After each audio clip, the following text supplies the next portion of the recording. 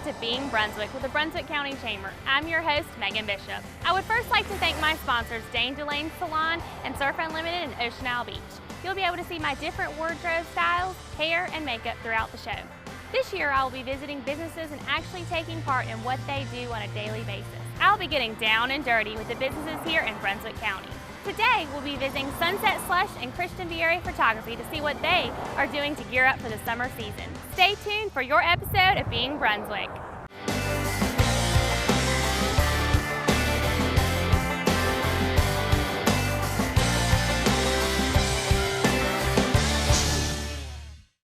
I'd like to welcome Catherine and Stephen on our show today. Thank you so much for being on the show. We're so excited to be here. We're at your Ocean Isle Beach, one of your Ocean Isle Beach locations on Beach Drive. Tell us a little bit about the history of Sunset Slush and how long you've been here. Okay, I guess Stephen, you can do that. We started we came down from Boston, okay, and we came down here and decided that Italian ice would be a big hit. However, nobody knew what Italian ice was, so that was a big hurdle to get over. A lot of people, especially the young kids, were used to snow cones down here and this and that. So, and we had done some events where the snow cone people were going one right after another, and we were just standing there like doing nothing, watching. So eventually we decided, let's try to get on a location on Old Judgetown Road in 904. So we stood out there with our push cart and did minimal, but we got some attention from a lot of the northerners who were familiar with it. And it was very reassuring when you serve people from New York. I'm from Boston, but when you serve people from New York and they say it's the best Italian ice they've ever had, the real deal. we knew we were on the right track. Right. And then from there, Catherine came up with this idea, and I'm going to let you take it from there. Well, I just thought we needed to be on the beach. That's where we weren't doing that great on Old Georgetown in 904. We had a few customers, but I thought we needed to be on the beach. So we went to the town and submitted a proposal, and they voted us unanimously. They said yes to it. Absolutely, so that was, it'll be, 14 years? 14 this years. is our 14th 14 years on the coming beach. up. Yeah. Most of our locals and a lot of our tourists know what Sunset Slush is. But if anyone doesn't know what Sunset Slush is, give me just kind of a brief, general, what is Sunset Slush? You said Italian ice, but what is Sunset Slush? Well, and I think there's some confusion with the name. Let me backtrack a little bit on that. In Boston, they call Italian ice slush. So that's why we came up with the name, whereas in Philadelphia, they call it water ice, and Delaware water ice. Water ice. It's different names all over. I didn't know that. New York, it's Italian ice. So it goes from slush to Italian ice to water ice. So we thought, Slush, let's take the name Slush and let's see what we can do with it. And we were driving around near Sunset Beach, and we went Sunset Slush, and it just kind of worked. It worked we thought it would be good for coastal, the coastal Carolinas, and even inland. It just we just thought it worked. So that's wonderful. That's kind of how we came up with the name, and it's just basically Italian ice. And how many flavors can you offer? We actually have 32 flavors. Here's 32 flavors, and then there's over here. With all of these flavors, it's over 55 flavors, and then people can create their own. We used to. We took it down. That's right. We had create your own up here because people can do their own combination, and they do. They will come in and refill a koozie cup, and they will get a million flavors in one cup. So we're going to talk about the koozie cup in a little bit, but one of my favorite flavors, and it's mixed, is the zombie. Is that right?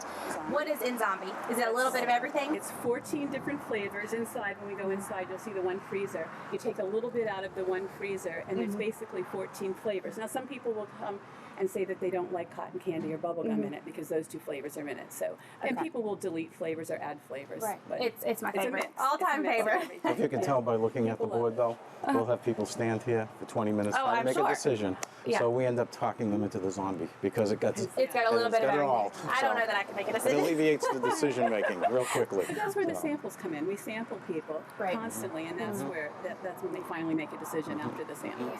Well, we are at one of your many locations, but we're going to talk about you being on the beach in just a little bit. But tell me all the locations that you have in the county. Well, we're on every island. We're on Sunset Beach. We're on at the pier at Ocean Isle. This location is Ocean Isle. We have a location at Holden Beach and then at Oak Island. And those are all retail shops. And then we actually vend on Ocean Isle, as you mentioned, and we vend on Oak Island as well. Right. So. And you're also at the community events. You've been doing home show for a long time at Oyster Festival. So anybody that comes to the Oyster Festival can expect you there.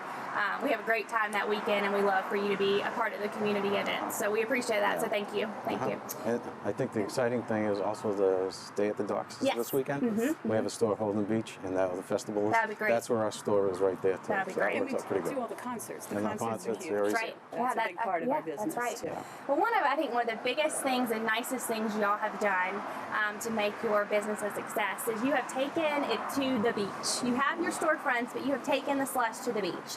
So you have a portable cart. So tell me a little bit about the cart and what it entails on the beach. Well, this year there's going to be 6 push carts on the beach. Previously, when we first started, we had 6. Then it was reduced to 3. Now we're back up to 6. And so there's, each cart will have different flavors each day, and they serve the customers. And so they can push it up and down the beach. Up and down on the strand, and people are so accustomed to doing that. In fact, when we're not out there or they don't see the carts, they will call the shop. Where are they? And ask them, where are they? What flavors do they have? When are they going to be out here? So, We watch for you on the beach, so. we feel like it's part of everybody's memories of their vacation now. We've become a part of that, and so that's kind of exciting for us. That means something to us. Yeah. We think that's kind of Fun. cool. I think it's wonderful that you have added it. It's been a great asset to your business. And like I said, locals look for you on the beach, and you'll be there this summer. It's finally getting warm enough, so I'm really excited to see y'all on the beach. I know Catherine and I talked about earlier that you started from the bottom. You started on Old Georgetown Road, and you have made it to the top. You're such a successful business. So tell me a little bit about the growth of this business. Well, it's funny. Originally, we started, like we said, we just started on the corner. Then we moved to the beach. Then we opened this store. This will be the 9th season at this location. And this was our first retail location. And we, both of us, it wasn't our business plan, business model. Right. We both think that the superiority of the product is why we've grown so much.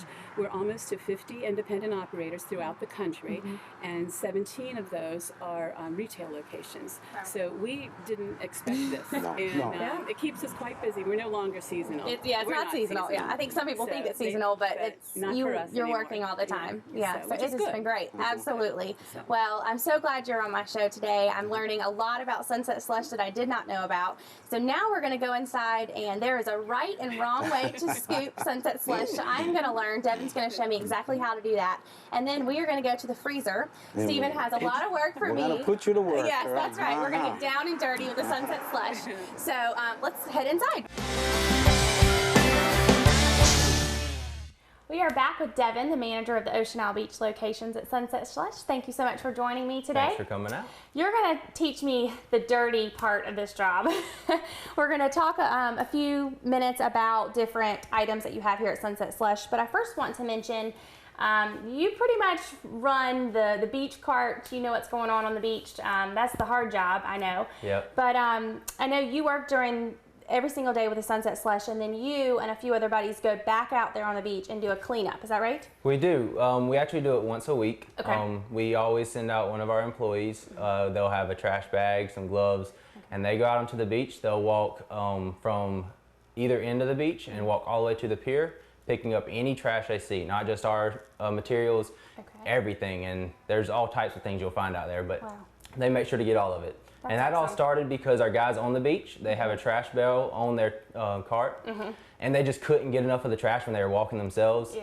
And we just noticed it, so we're like, hey, let's do something to help the community a little bit. And so we found that was the best way to do it. That's awesome. Well, we appreciate that and all your hard work. Yeah. I think you have a great story because I know we talked about outside that Sunset Slush has started from the bottom and worked its way up, but you started as what I call an intern, but the person that is working those summer hours for those 3 hard months. But you started there and now you're a manager. So I think you have a great story to tell, and it's you and your brother that has done that. Is that correct? That's correct. Yeah, I started when I was in high school. I came and got a job to push the carts on the beach. Fell in love with it. They took me in. They really do make it feel like a family when you come in here. Learned everything inside and out, and decided one day, I asked my parents, me and my brother came to my parents to open up a store on Holden Beach. That worked. And now Stephen has asked us to come back here and help manage his shop as well as they're growing their business.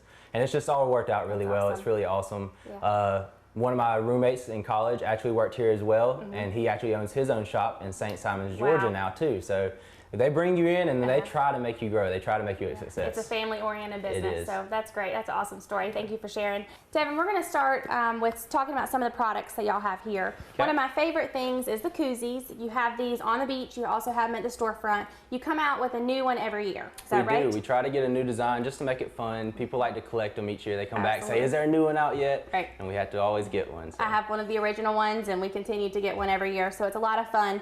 Tell me what makes this so special? Well, what's really special about the koozie is how it helps clean the beach as well. Like we said, we love the beach. It's beautiful. We want to keep it beautiful. So a koozie was just an idea where you can keep this and bring it back and refill it at any time. We actually accept them every year. So if you have an old one, like you said, bring it on back. We'll fill it up for you and make you enjoy it. That way we don't have to use as many paper cups or straws and stuff like that. Right. And we talked about cleaning the beach up, but you're also adding new straws this year? We are, just another step in it to make it a little bit better. We actually found some biodegradable straws. That way if we miss them when we're trying to sweep the beach or someone just happens to leave their trash out there, we know it at least won't long-term affect what it's looking at. Okay, tell me about some of the samples we have here and what we have here. There's a lot of samples, a lot of different flavors, so let's go through all of these. The first cup on the left here is just a basic flavor. It's lemon lime. Okay. It tastes like a green Gatorade to me, but we have them where you can do a solid flavor like that. But then you see here we can do a swirl of multiple flavors, and this is what we call Rainbow USA, and that's cherry, lemon, blue, raspberry. It's great tasting together. Really gets that American spirit in there. The swirl is so good. Yeah, the swirl. And then what we have here in these 3 cups is our gelati, and you find these mainly at the main shop or at one of the main locations. And what we do there is we take a scoop of Italian ice, then we put the ice cream on top of it, do another scoop of Italian ice, and then top it off with more ice cream. So you get the best of both worlds when you taste it. And I'm just learning about this. I did not know this, so I'm pretty excited about this. It looks delicious. And one of my favorite things that y'all can do, it's not something that you do on the beach or at your locations, but when you do community events, Stephen introduced me to mixing the Sunset Slush with wine, which I had no idea you could do that, and this is what we're showing right here. Tell me a little bit about this. All right, so if you enjoy any type of drinks like that, this is the way to go. What we do is you will privately come to us to get an event, and you'll ask for the wine to be there. The person who's hosting the event will actually purchase the alcohol. But what we do is we just take a couple of scoops of ice and drizzle some wine over top of it, or like a lot of people like coconut rum over top of mango, which is what you're seeing here, and it's phenomenal. You can start out eating it, but the ice will slowly start to melt inside of it, and then you just drink it, and it tastes so good. It's like a sangria type of thing. Exactly. It is absolutely delicious. So that's one of my favorite things, so thank you. So now you're going to show me the right and wrong way to scoop the slush, and then I'm going to try it. So let's get started with that. All right, well, go ahead and grab you a scoop right out of here, and I'll go ahead and grab mine as well. You're soaking them in water. Yep, we always, between each cup, we always make sure to wash them off, keep them clean. But it's really funny. So there actually is an art of scooping. What we do, and actually every employee who comes here, before they get a full-time job, we have to let them try to scoop first, because if not, it's too slow. People don't get their ice in time. It's really trouble. They have to go through a training. They do. They always go through a training. Okay. But, okay, so you see, it's not like ice cream. So what you're not going to do is dig into the ice, which is the natural instinct. You just want to get it out of there. That's what I was going to do. So. But, so what we're going to teach you though is it's scraping. It's literally a block of ice in a bucket, and you have to scrape layers off. And so just so you can see, you just take it and you go from one end to the other side, and it kind of scrapes. When there's a long line, you want to go fast, and you'll see there, and you'll see our employees really scraping it. But now if you try to dig, it's not gonna happen. You have to be really strong for that. So why don't you pick out, well, you said mango is one of your favorite flavors. Let's go ahead and try mango and just see what it feels like to scrape it. Yeah, and when you hear that sound, sounds like ice skates going on the ice hockey court or something. Yeah, it's not. It's not easy. It's not. Okay. But so then I would scoop it in my cup? You would. And then you would go for the next scoop. But for your next scoop, what I'm going to teach you is how to actually swirl it. And this is the fun part. We're going to do the Rainbow USA that you saw right over there. So what you do is you do the same scraping technique. But what I do is I do 3, and then I go to the next one, and you scrape 3 in that one, and you go to the next one, and you do 3. So that's how you do the swirl. Okay. All right, and then you just put it in, and see, they're all swirled together. Okay. So can I try that? You can try it. Go ahead.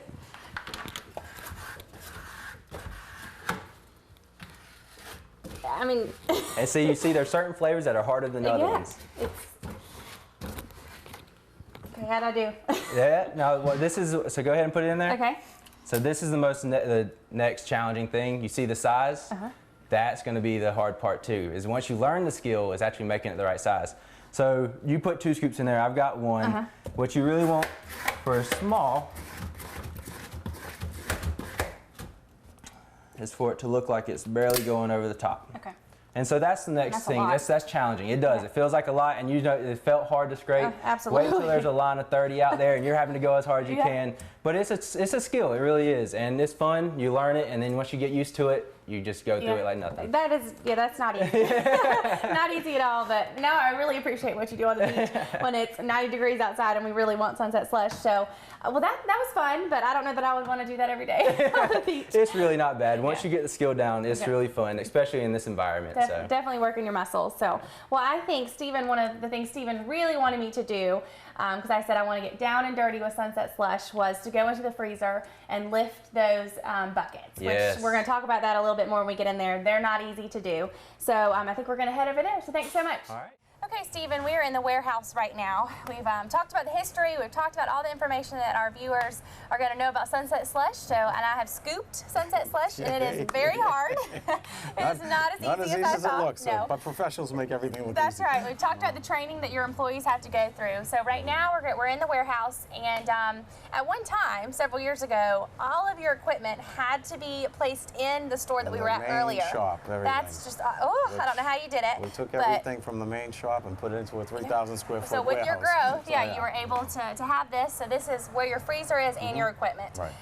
So first, I want to talk about if our viewers want to come visit you. Obviously, you're going to be on the beach during the summer, but what's the address to this location? The address is 6848 Beach Drive, which is 179 Ocean Isle Beach. Okay, and if they need to call and ask questions, what's the phone number? 575-2020. Okay. Well, we're so excited to be here and so glad that I got to learn more about sunset slush today. So thank you so much for being on my show, and we are going to get down and dirty. Ready to put you to work. We are getting ready to go lift some of the buckets of slush, and we're going to deliver it to Holden Beach, so we're excited. I'm just going to let you know one thing. Okay. When you lift these buckets, they're about 20 pounds each. Okay. And we had a delivery of 2,000 buckets, and starting probably the second week in May, third week in May, we'll be getting 800 to 1,100 buckets a week at 20 pounds each, and you touch each one of them. Oh, because we have to stack them in And flavors. how many people are working per delivery, basically? Usually around 4. Okay. 4 people, so it helps. So between that, I mean, 20 pounds is 20 pounds. Yeah. So we're going to go do that, so I'm excited. She goes to the gym 6 days a week, That's so right. don't worry about it. We're going to see how much working out I've done in the past couple of months. So we're going to head over there. Okay, let's go. Thank you.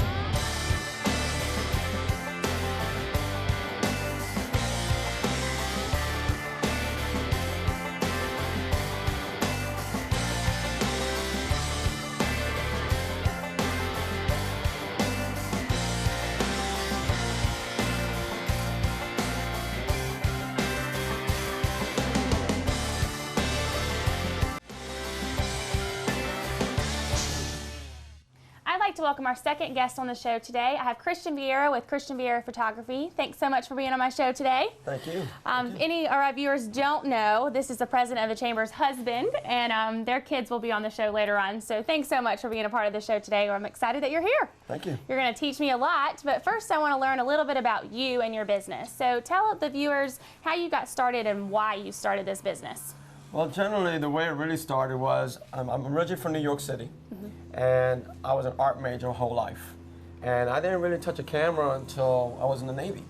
And I was an aerial photographer for about 8 years. Wow. And when I was in flying, I was doing events and studio and everything like that. And then once I got out in 2000, and we moved to Columbia, South Carolina.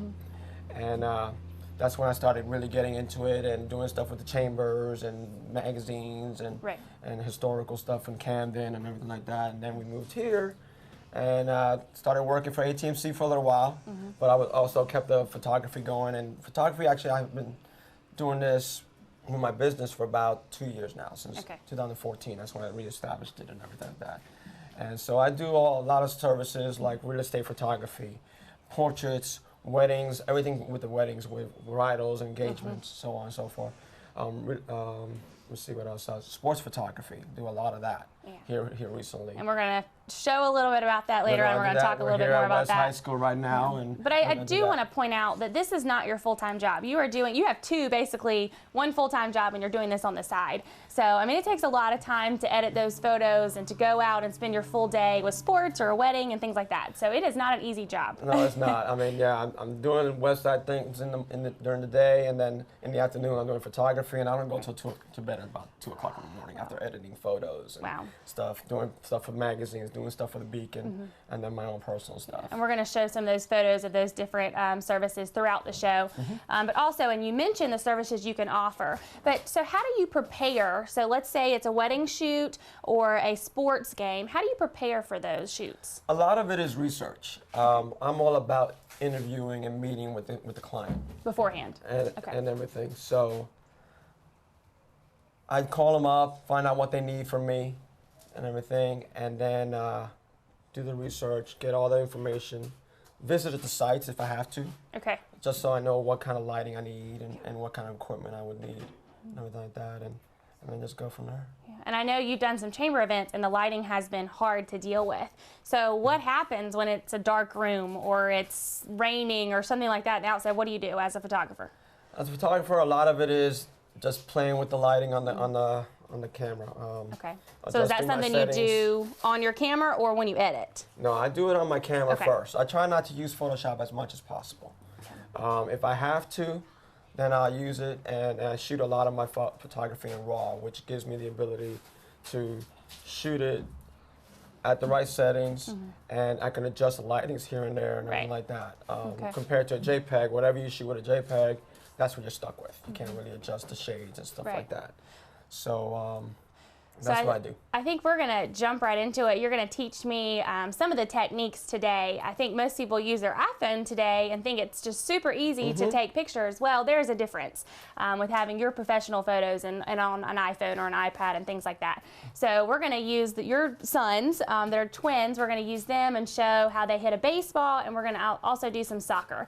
And so you're going to show me with the action shots, which I'm sure are very hard. How do you capture those moments for the parents and for the schools and things like that? And I know the camera is very heavy, so you're also going to show that. Yes. So we're going to get down and dirty, and you're going to show me some of the cool stuff with the camera. So we'll be right back. Well, you're going to show me a little bit about how to work the camera and what to look for. But the biggest thing is these athletes are constantly moving. They're constantly hitting that ball really fast. They're shooting a basketball, they're kicking a ball, whatever it may be, they're constantly moving. So you have to be on the ball. So we're going to use, I believe we're going to use Aiden first, and he is going to act like he is, he's got to get in your stance. And I want you to show me like arms and legs. What are you looking for when you're taking that picture?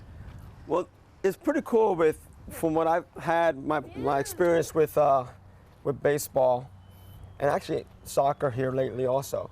The players tend to do a lot of facial expressions and also actions with their feet or how they grip the bat.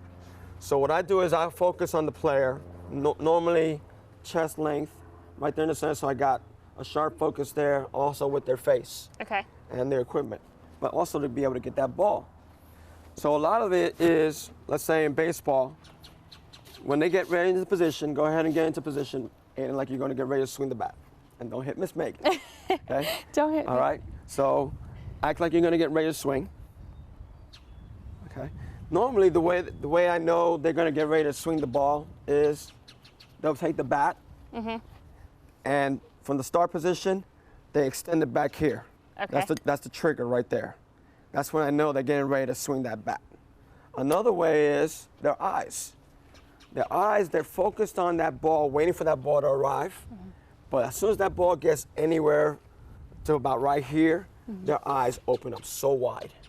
And that's when I know right then and there to focus and shoot. And a lot of my technique is, all my shots, I want the ball to be in there. Yeah, absolutely. You know, you want it to be in focus. I had one really great shot with a kid where he actually swung the ball All right, so he swung at the ball, and you can actually see the compression of the ball on the bat, and he ended up hitting a home run. Wow. And those pictures like that, the parents love that. Oh, they eat it up. I'm sure they appreciate it. Yeah. And stuff. So that's what I focus on. Another thing also is they move their foot. They lift it up. They'll lift it up. Go ahead. Aiden, show us that. Go ahead and go ahead and try to swing at the bat. Watch out, Miss Megan. I don't want you getting hit. Go ahead and get ready in the position. Get over here. And act like you're gonna, and go ahead and swing it. Yeah. Good job. Okay. So when they lift that foot, you know. So there's 3 triggers. Hold on just a second, Max. You can try in a minute. There's 3 triggers. The foot, the eyes, the arms. And it all depends on what sport you're taking pictures. Yes. I'm sure basketball is very different. I'm sure soccer is very different as well. Another thing also is the tongue. They stick out that tongue, they are ready to pop that ball. Yeah, I know. I used to do that. Goal. Yeah, absolutely. And that's what I focus on. Right. And my camera is always set on speed mode. Mm-hmm. My camera, I use a Canon here with my 70-200 lens, and so I always got it on continuous mode. I'm not a single shooter. I get a little trigger happy, but I also develop these photos where I can get them in that position, and when they're here, and then when they're crushing the ball, so I can create composites. You've made some really good posters for some of the families at West Brunswick, I know, and I know they really appreciate that. And we'll show some of those on TV as well. But, I mean, you have really caught some great shots and some great memories for those kids, so I know they are so excited. And see, the thing also is, I'm not just a normal sports photographer. I out here and I'm playing with the parents and joking with them and stuff like that. Right. Getting comfortable with them, building that relationship. Absolutely. And it has helped since I've been here. Where the parents can actually call me and say, oh, you were great. They always want me to come out and can I get this photo and stuff like that. It's all about building that bond. I'm just not going to come out here, shoot, and walk away. Right. Well, that's awesome. Everything like that. And well, I want to learn how to take a picture. So you teach me how. Let's get Aiden. Come here for a second. I want you to stand right here like you're hitting that ball. Can I hit it? Not yet. I want you to stand like that. Okay. So basically, I'm gonna hand you the camera. Okay. It's pretty heavy. And it's heavy. It is very heavy. And what kind of camera is this? It's a Canon 70D. Okay. It's pretty heavy. I can't imagine holding this for hours and hours at a time. A lot of photographers use monopods, but me, every time I use a monopod, I'm always banging up my knee. Yeah. And especially with speed sports like soccer and everything like that, I want to be able to shift around. Right. And a lot of times, with Little League and T-ball, I have to be lower to the ground because I want to capture that eye. Right. And then as I go higher into the levels, like high school, then I can stand up most of the time. But it's all about changing angles. Okay. Okay, so what would I do if I was going to take a picture of them hitting the ball right here? Well, I use the center focus on there.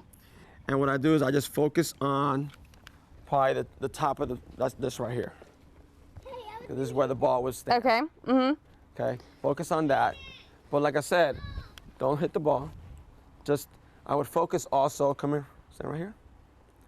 I would focus on the mid-dress right here and try to get that plane, get that. Now it's really, really close up right now. So how would I zoom out? Zoom out? Yes, it's very complicated. Okay, right now you're at 135, so you would go and switch it over to 70 right there. Okay.